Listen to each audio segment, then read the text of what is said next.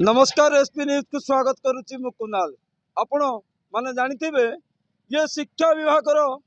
जो शिक्षा विभाग नयगढ़ जिलार अच्छे शिक्षा विभाग मधुचंद्रिका एठी बड़ी पड़ुंट शह शह छात्र छात्री। आज्ञा हाँ इलेक्ट्रिक बिल जहाँ कि पैठ न करिवारु 4 दिन हेब विभिन्न स्कूल रे कटिछि लाइन। एभली असह्य गरम रे किभली पिला रहउछंती ए जो पक्का घर बा छात घर भितर ताहा सबुठु बड़ प्रश्न। जेतेबेले ये डबल इंजिन सरकार राज्य रे अच्छी शिक्षा को जेतेबेले गुरुत्व देउची ये डबल इंजिन सरकार को लज्जा लगिबा कथा। दीर्घ 4 दिन धरी स्कूल रे नाही करेंट एवं पानी भी पीवा पानी मध्य जो आक्वागार्ड रे पिला माने एठी पियंती एठी देखिबा को मिलिछि नलकूप मारी मारी के से दूषित जल को पिउछंती एवं रोषेई करिवारे मध्य जो मेड मिल अछि मध्य कष्ट हेउछि। आमे जीवा संपूर्ण तथ्य नबा आम सहित जड़े गार्डियन अच्छा स्कूल अभिभावक अच्छा कौन है घटनाटा। आज्ञा एसपी न्यूज को स्वागत। आप परिचयटा दिखाँ।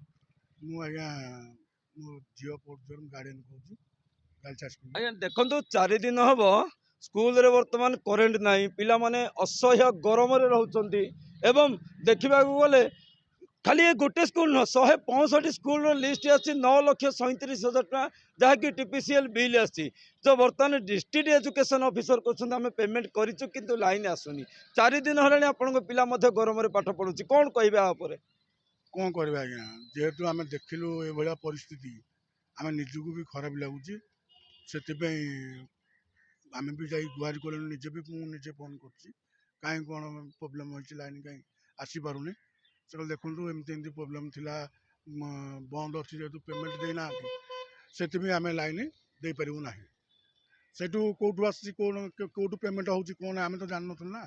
आम निजे पचारा जानलु जे ना गवर्नमेंट हैंडल कर पैसा दौर आ जेहेतु से पेमेंट करनी लाइन काटी बर्तमान केमी लाइन आसीपर पाने ठीक रे पाठ पढ़ी पारे आसिक ना कौन प्रकार असुविधा जेहेतु ना लाट्रिन जापर ना बाथरूम जापर ना खाई पारे ना कौन कर पिला केमी आस स्कूल कौन लगुच आज्ञा 4 दिन है लाइन आगामी दिन में आसो कि ना आप कौन कन्फर्म लगुच आसो लाइन जदि किसी